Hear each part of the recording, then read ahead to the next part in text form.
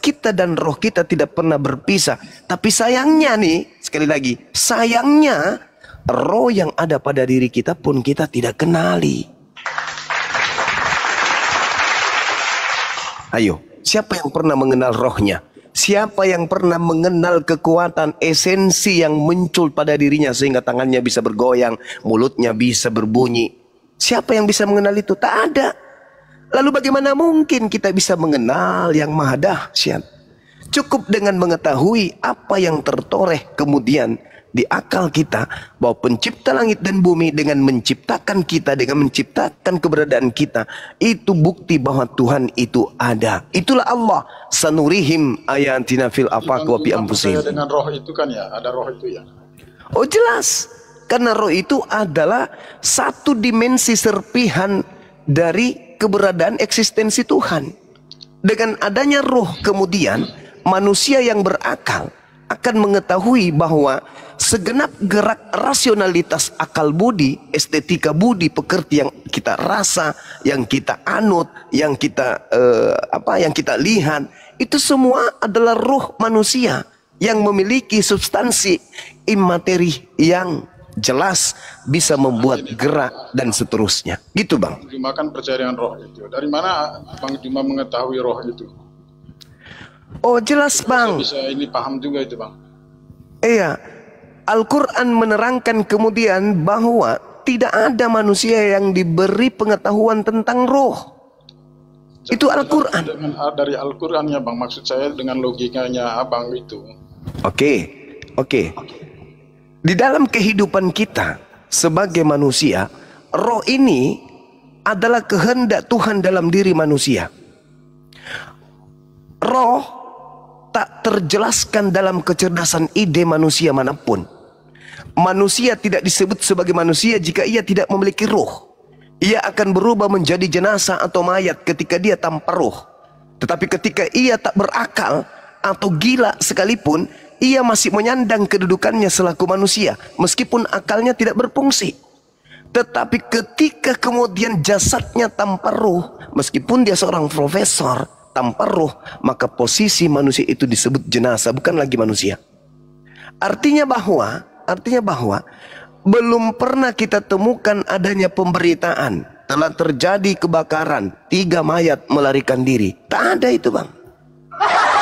Kenapa? Karena dimensi kehidupan sudah tak ada pada diri kita ini. Itulah yang disebut roh. Itulah yang disebut roh.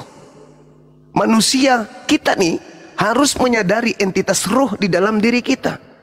Bahwa di sanalah kemudian. Maaf ya Bang. Gimana? Saya sangat hormat sama Bang Juma. Maksudnya begini. Itu kan penjelasan seperti Bang Juma katakan itu, saya rasa itu kalau saya berpikir dari sisi logika saya juga, itu kan penjelasan dari sisi iman, bagian dari iman juga itu. Tapi maksud saya penjelasan secara logika untuk membuktikan bahwa itu memang roh itu adanya itu ya. Seperti apa gitu loh. Ini kan maksud, maaf ya Bang Juma ya, saya menghormati Bang Juma, tidak mengejar ini, tapi supaya saya mengetahui aja. Begitu. Ya tadi saya sudah menjelaskan padahal ya, bahwasanya roh di dalam diri manusia ini itu tak terjelaskan dalam kecerdasan ide manusia manapun. Tak ada yang dikatakan iman itu Bang, gitu maksud saya mungkin itu. Oh bukan iman, bukan iman kawan, bukan iman itu tataran logika sehat. Dijelaskan secara logika menurut saya ya Bang, maaf. Menurut saya dijelaskan secara logika nggak akan ketemu itu roh itu. Ya, tadi saya katakan padahal bahwa roh tak terjelaskan dalam kecerdasan ide manusia manapun. Anda paham tidak penjelasan saya? Yang tak terjelaskan itu apa yang nanti jadinya itu Bang? Nah, untuk mengetahui kemudian adanya roh, itulah yang disebut akal. Penggerak eksistensi yang ada pada diri manusia itulah akal. Betul, sepakat. Tapi maksud saya, nah itu dia makanya. Kita itu kan jangan mengatakan, maksud saya begini ya. Ini pribadi saya ini Bang, maaf banget.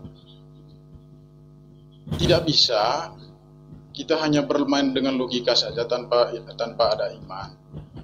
Harus seiring sejalan gitu kan. Menurut saya ya, seiring sejalan logika dengan iman itu. Tetapi ada saat kapan kita memakai logika itu, saat kapan kita menggunakan imannya gitu loh. Gitu. Ya itu betul kawan. Betul. Itu betul. Sayangnya sesuatu yang tidak masuk akal senantiasa selalu diakal-akalin untuk dijadikan sebagai konsep satu kebenaran semu. Padahal kedudukan akal itu mendudukkan objek-objek pada nilai-nilai tertentu, yang mana nilai itu bisa dikatakan benar, bisa dikatakan salah. Yang salah tetap salah, yang benar dikatakan tetap benar. Sedangkan kalau di iman saja yang tanpa akal, itulah yang terjadi seperti saudara Kepas tadi, bahwa ketika masuk Kristen tidak boleh menggunakan logika. Ini yang salah. Harusnya ketika masuk Kristen maka gunakan logika. Ketika logika Anda tidak kena kepada kepercayaan Anda, ya tinggalkan kepercayaan itu. Karena tolak ukur kesempurnaan manusia itu adalah penggerak eksistensi yang disebut akal dan ruh kita ini. Pembeda antara hewan dan manusia itu adalah akal gitu loh. Maksud saya kan begini ya, bicara tentang iman itu kan tidak bisa dijelaskan secara logika memang. Gitu. Jadi kalau saya katakan begini, kita bicara definisikan tentang Allah itu yang sangat besar, itu kan tidak terbatas pada ruang dan waktu. Tidak bisa dijelaskan secara logika memang. Gitu. Tetapi setelah kita mengimani itu, ya logika itulah yang dipakai. Itu menurut saya keyakinan saya di Katolik ya Bang ya. Jadi ya, tapi diskusi ini sangat menarik Bang, betul, saya tertarik banget diskusi ini ya. Ya walaupun pemahaman saya dalam penafsiran kitab suci saya nggak paham Pak, saya nggak hafal. Di Katolik itu tidak terlalu mewajibkan untuk menghafal ayat segala macam itu tidak. Jadi lebih kepada implementasi daripada kitab suci itu aja. Seperti itu. Iya. Jadi menurut saudara, untuk membenarkan sebuah kepercayaan, apakah perlu akal?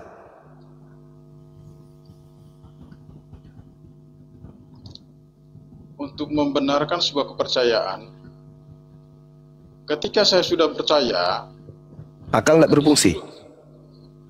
Hah? Maka akal dimatikan. Oh enggak. Nah, itulah yang saya tanya. Untuk kemudian mengetahui iman itu benar atau tidak, apakah akal dibutuhkan? Akal kita dibutuhkan itu setelah kita mengimani itu, Bang. Itu menurut saya. Maaf saya bicaranya tidak. Bagaimana mungkin bisa seperti itu? Kalau misalnya ada orang percaya bahwasanya bara api itu dingin, apakah itu boleh dicerna dengan akal atau hanya diimani saja? Loh, kalau analoginya begitu ya Bang, ini kita diskusi. Kalau analoginya begitu, misalnya bara api itu, saya harus tahu dulu, begitu saya pegang, oh ternyata logika saya bermain, oh ini panas, oh ini dingin, oh ini tidak terlalu panas.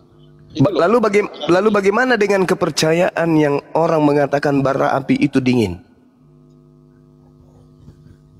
Setelah dia menyentuhnya, harus dia rubah. Setelah dia menyentuhnya, logikanya baru berjalan itu.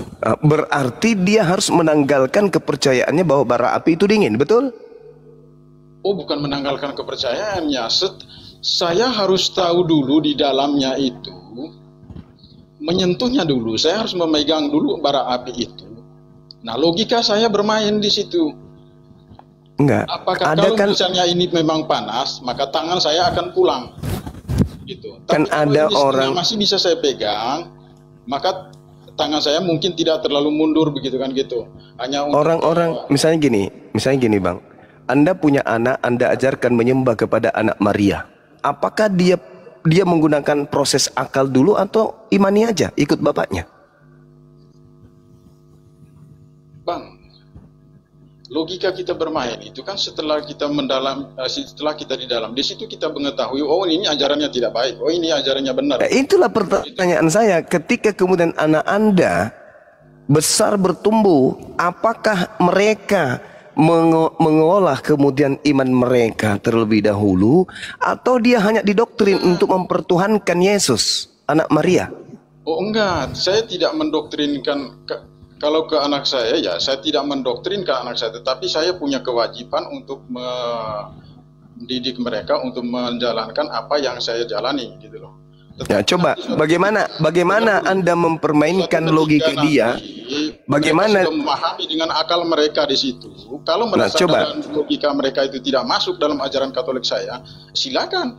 Saya itu ya, ini yang menarik, Bang. Dia di mana dia bisa. Ini yang menarik, Bang. Bagaimana Anda bisa melogikakan kepada anak Anda seorang Tuhan yang bayi imut? Coba kita buktikan ini dulu. Bukan cuma omon-omon. Coba, bagaimana Anda bisa meyakinkan anak Anda ada Tuhan yang pernah menjadi bayi, dilahirkan oleh seorang manusia? Bagaimana Anda bisa melogikakan itu kepada anak Anda?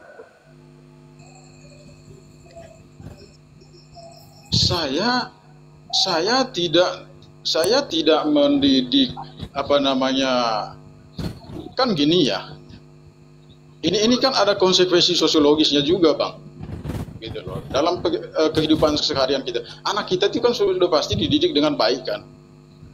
Lalu ketika anak itu tidak tahu kemana arahnya, siapa yang mengarahkan dia? Pada saat dia tidak bisa berpikir loh.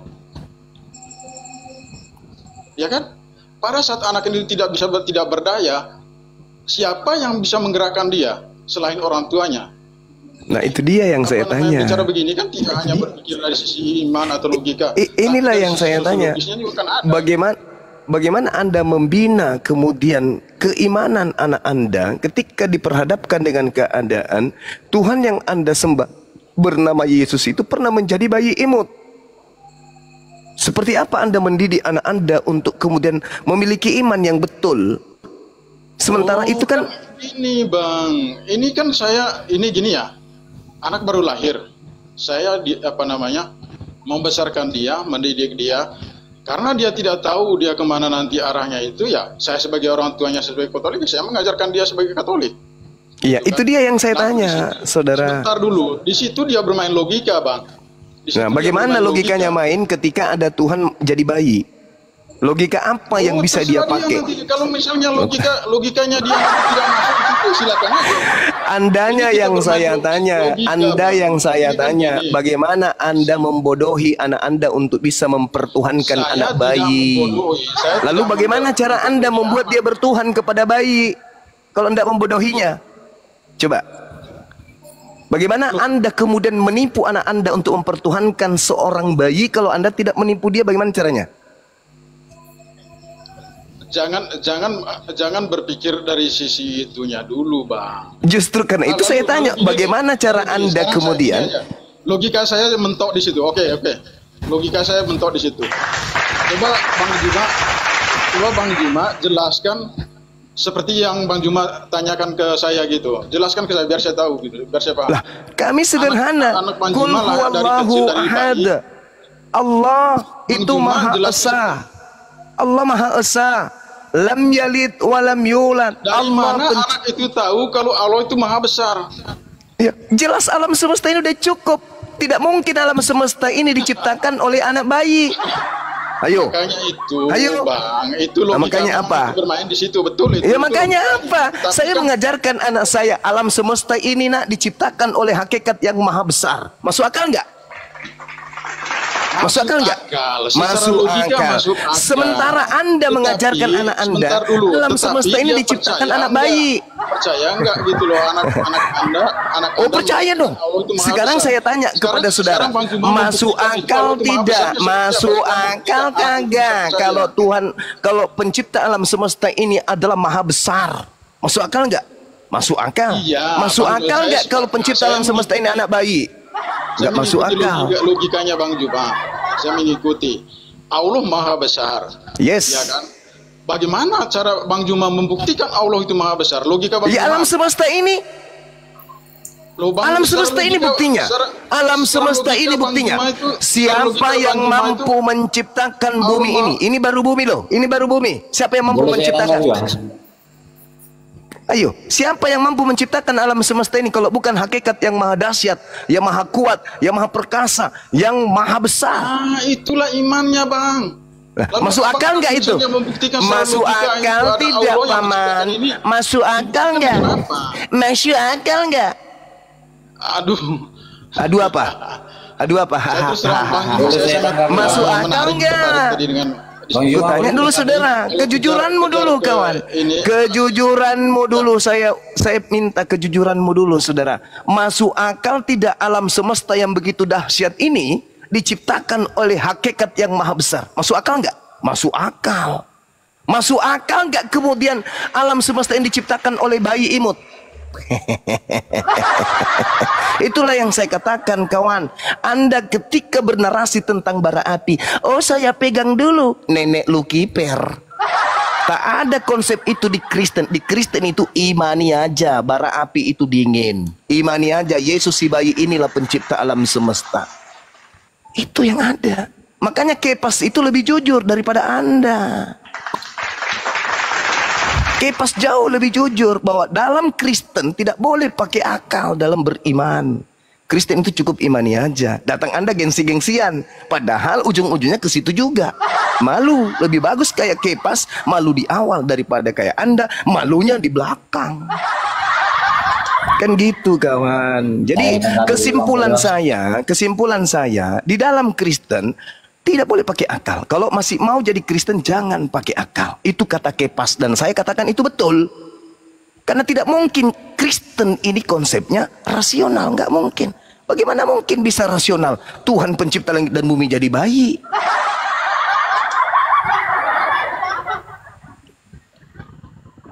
Jadi modal Anda itu cuma imani saja. Dan memang saudara, ini ilmu untuk Anda nih. Di dalam kitab saudara, menurut pendiri agama Kristen yang bernama Paulus itu, di dalam suratnya 1 Korintus 1 nomor 19, di situ dia mengatakan, aku menghilangkan kecerdasan orang-orang terpelajar dan kemampuan berpikir cerdas akan aku lenyapkan.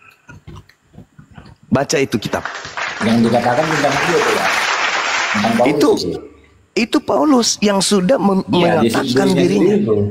Ya, 1 Korintus 1:9, aku akan menghilangkan kecerdasan orang-orang terpelajar dan kemampuan berpikir cerdas akan aku lenyapkan. Itulah kenapa secerdas-cerdasnya orang Kristen membuat pesawat misalnya, membuat mobil misalnya, tapi ketika berbicara mengenai agama yang dibentuk Paulus, seketika mereka tidak berakal. Seperti Anda, saudara Ngestrepo Putra, masuk betul, santun, berbicara seperti orang intelektual. Tapi ketika berbicara mengenai agama, seketika Anda layu, seperti kepompong. Jasad kuat, otot kuat, bodi bagus, berdiri tegap, jalannya bagus. Ketika ditanya tentang imannya, kepompong keropos. Karena memang sudah konsep bang, itu agama Anda, jadi jangan malu untuk mengaku itu. 1 Korintus 1 nomor 19, 2 Korintus 10 nomor 5. Kami mematahkan, kami membinasakan setiap pemikiran manusia dan merubuhkan semua kubu ketinggian pengetahuan Tuhan. Jadi pengetahuan Tuhan itu dirubuhkan oleh Paulus sehingga dia menggiring manusia. Cukup percaya kepada Yesus saja. Itu oleh-oleh buat saudara untuk belajar lebih giat lagi. Saya kira begitu.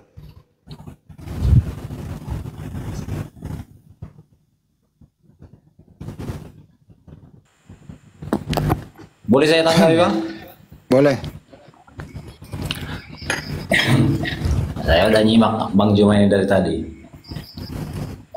Mungkin dengan kata lain bisa dibilang gini bang, tentang iman Kristen. Saya Kristen. Di dalam beriman, kita tidak boleh mengandalkan akal. Mungkin itu sebutan lainnya. Kenapa? Karena kalau kita mengandalkan akal, Tuhan itu bisa melakukan banyak hal yang di luar jangkauan akal manusia.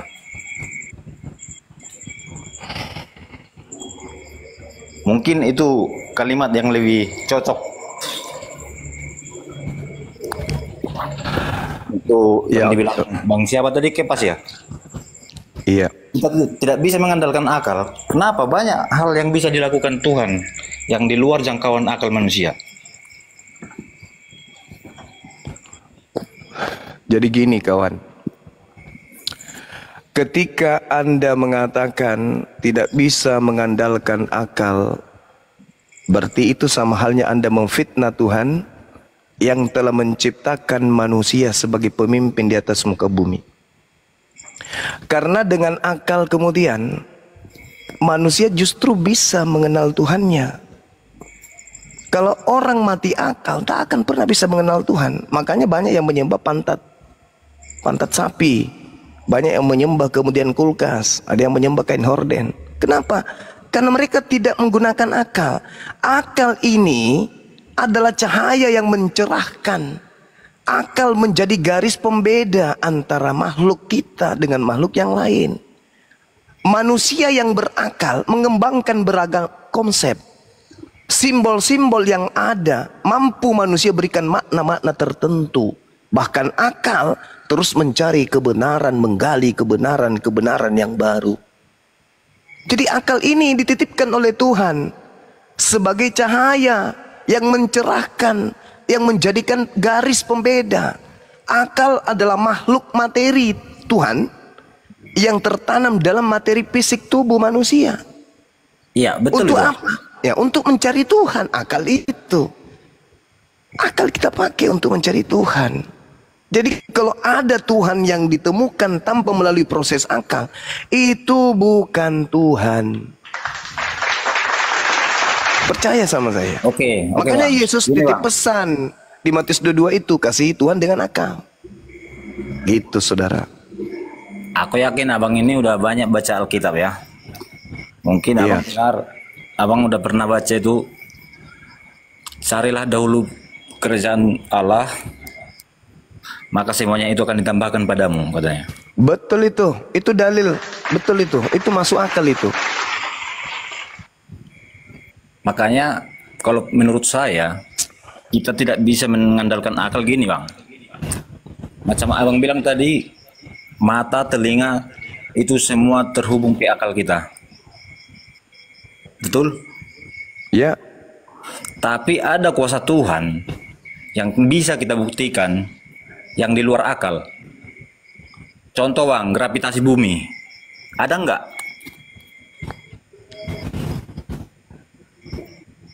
Ada nggak gravitasi bumi? Ada. Nah. Jelas Tapi bisa ada. Kalau kita misalnya orang bodoh yang belum mengetahui itu sampai sekarang, bisa itu kita buktikan. Atau bisa itu kita cari. Tanpa kuasa Tuhan. Saudara, Al-Quran saya membahas tentang isyarat-isyarat tentang adanya gravitasi bumi. Contoh, surah Al-An'am ayat 59, surah Al-Hajj ayat 65, surah Al-Baqarah ayat 74, surah Luqman juga menjelaskan tentang itu. Ini Al-Quran, wahyu Tuhan ini. Dan itu dibenarkan oleh sains.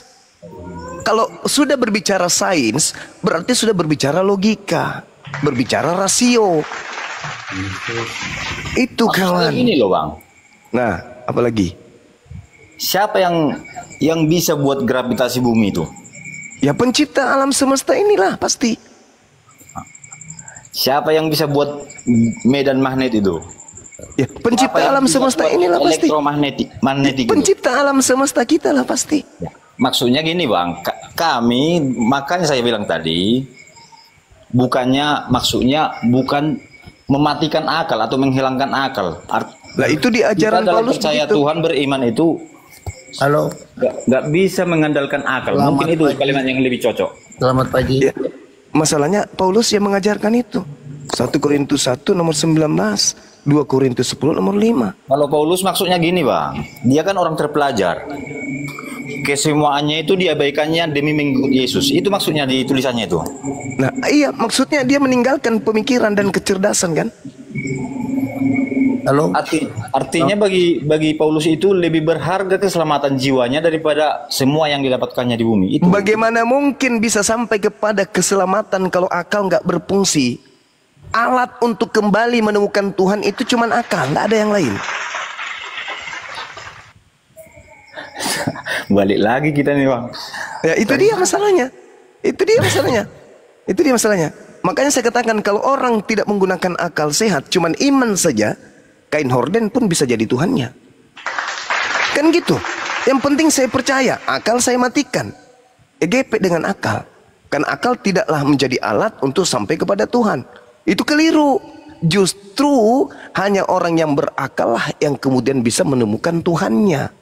Kalau orang tidak berakal, apapun yang disuguhkan neneknya, kakeknya, nenek moyangnya, itulah yang dia sembah. Karena tidak menggunakan akal. Padahal Yesus menitik beratkan kepada akal. Kasihi Tuhan, taati Tuhan dengan akalmu. Berarti akal yang harus menjadi dimensi awal untuk sampai kepada Tuhan. Sekali lagi saya katakan, kalau tidak menggunakan akal, karena fasilitas sudah disediakan oleh Tuhan. Yang bertuhan, tidak bertuhan, yang menyembah Tuhan atau yang menyembah pohon, semuanya dikasih oksigen. Yang tidak bertuhan ataupun yang bertuhan, semuanya bisa menikmati apa yang ada di atas muka bumi ini, fasilitas yang disediakan oleh Tuhan. Sehingga kenyamanan itu muncul. Nah, untuk untuk menemukan kemudian jati diri, konsep bertuhan yang benar itu, apa yang menjadi dimensi tolak ukurnya? Ya akal, saudara. Anda punya iman, Islam punya iman. Apa tolak ukurnya untuk mengukur iman kita mana yang benar? Iman akal. Gak mungkin yang lain. Ya itu makanya aku bilang tadi Bang. Kalau Kristen gak cukup akal. Nah lalu bagaimana caranya Kristen mengatakan tidak cukup akal sementara dilampaui? Itu maksudnya. Saudara, sebelum Anda melampaui akal, maksimalkan fungsi akal dulu. Yang Anda katakan tidak semuanya akal, itu sudah betul itu. Itu sudah betul. Masalahnya akal Anda tidak Anda konekkan dulu. Halo. Anda mematikan akal, lantas kemudian memainkan iman. Setelah iman Anda bertolak belakang dengan akal, muncul istilah akal-akalan. Kan begitu poinnya. Ya iya dong. Mana bukti akal-akalannya? Kenapa Tuhan Anda itu mati? Apa akal-akalannya? Karena pada saat itu dia adalah manusia. Akal-akalan itu. Sedangkan Tuhan itu dalam kitabnya Yahudi atau di dalam Islam, Tuhan bukan manusia dan bukan anak manusia. Jadi akal sudah mati di sana. Karena terlanjur diimani, maka dimainkanlah yang disebut akal-akalan. Muncullah konsep 100% Tuhan, 100% manusia. Apakah itu disifati Tuhan? Adakah Tuhan bisa mati? Adakah Tuhan itu punya kekurangan? Adakah Tuhan itu bisa jadi makhluk? Nggak ada kan? Menurut logika. Tapi karena Anda sudah terlanjur Yesus sudah rencana Allah dari jauh itu. Nah, itu dia. Itu iman Kristen. Itu dia. Ini kalau saya kejar Anda tidak akan pernah bisa menunjukkan data. Kalau Tuhan sudah merencanakan membunuh Yesus. Saudaraku Juma, saya lagi dong. Oh iya Sensei, silakan. Oh silakan. Silakan Sensei.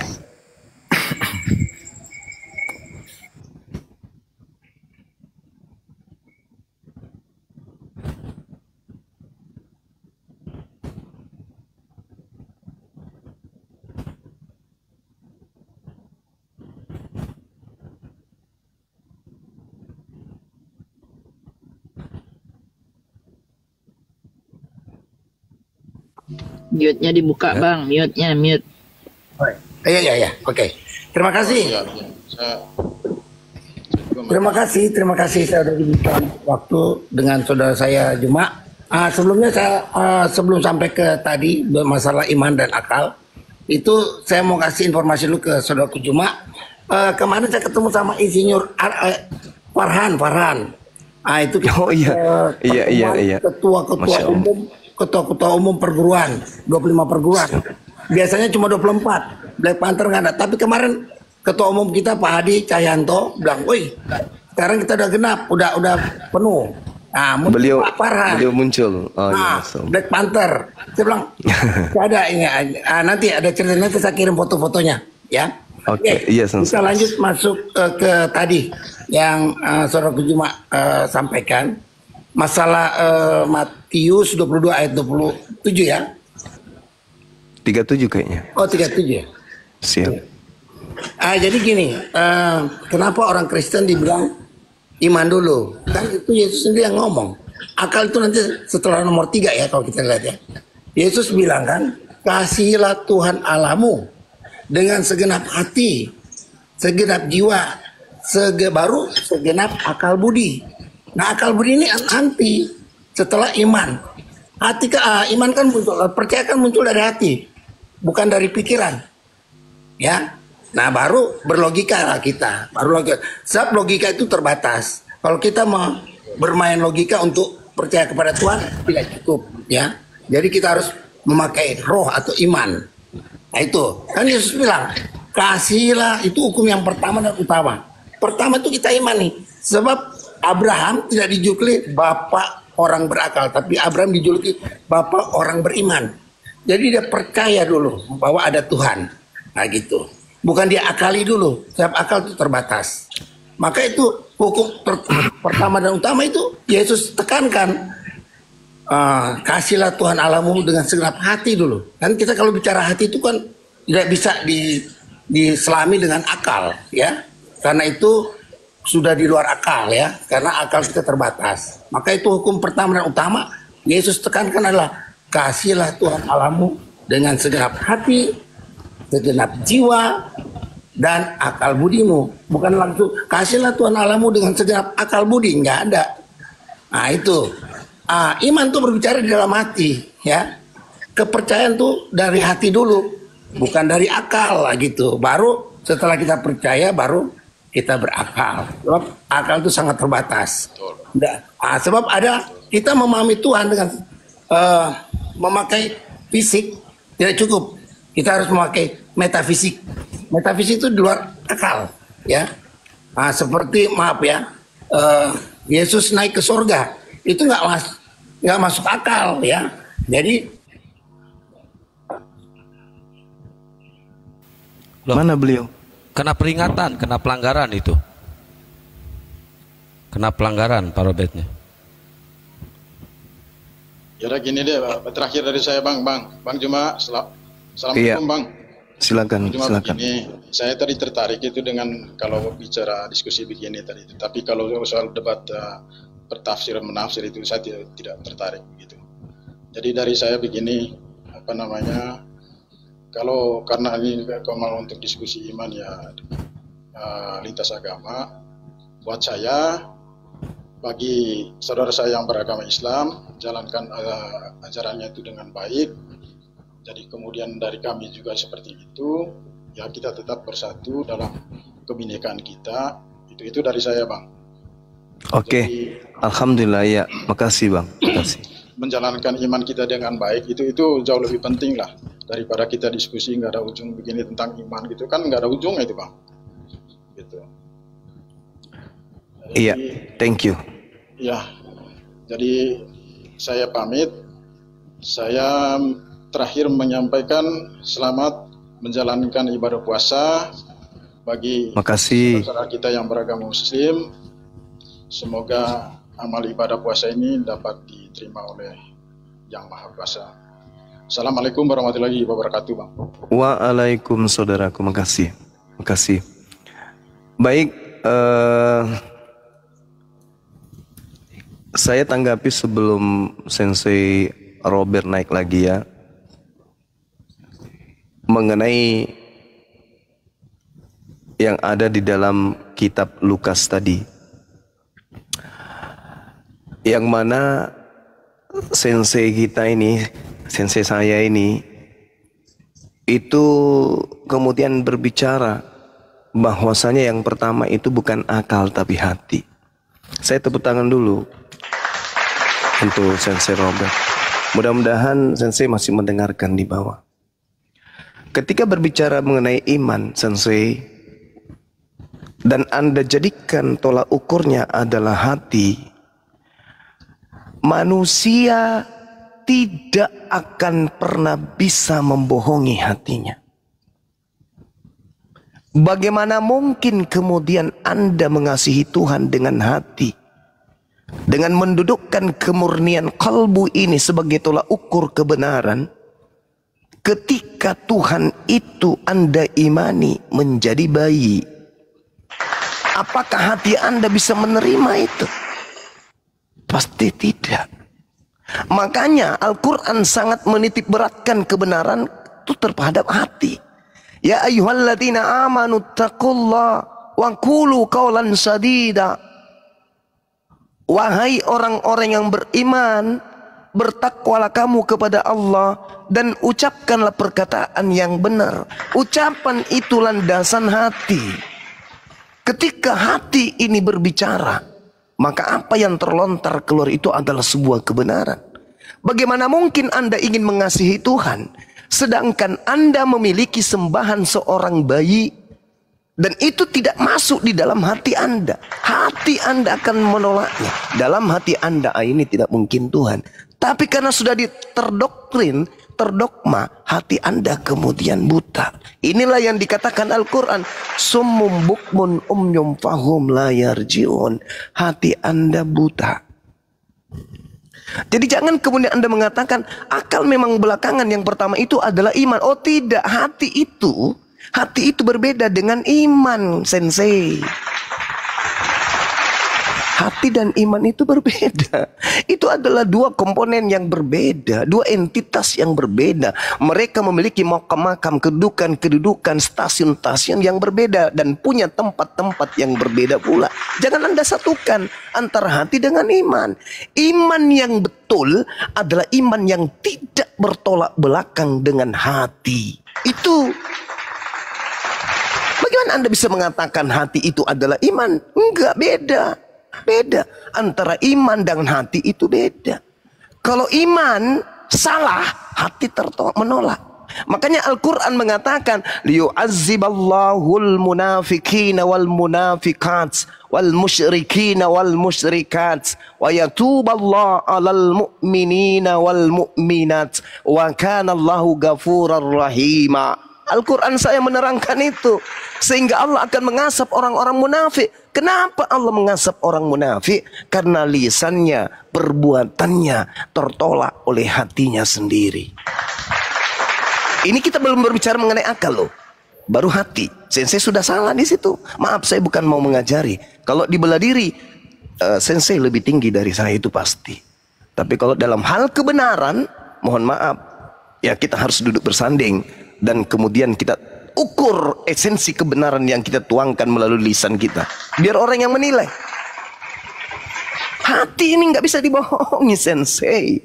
Bagaimana mungkin kemudian hati Anda bisa membuka diri, membuka ketika dikatakan Tuhan datang dalam rupa bayi imut, lalu hati Anda mengatakan, oh itu betul, oh itu adalah kemunafikan. Ini yang hati-hati di Islam. Makanya Islam itu dikatakan sebagai jalan keselamatan, rahmatan lil alamin, karena seluruh komponen yang ada unsur keislamannya, tolak ukurnya itu hati, dan kebenaran itu wahyu dengan penggarisan akal. Tidak bisa tidak, gak boleh ditawar-tawar itu. Makanya kalau ada hati, ucapan tidak bersamaan, Allah mengancam orang-orang itu.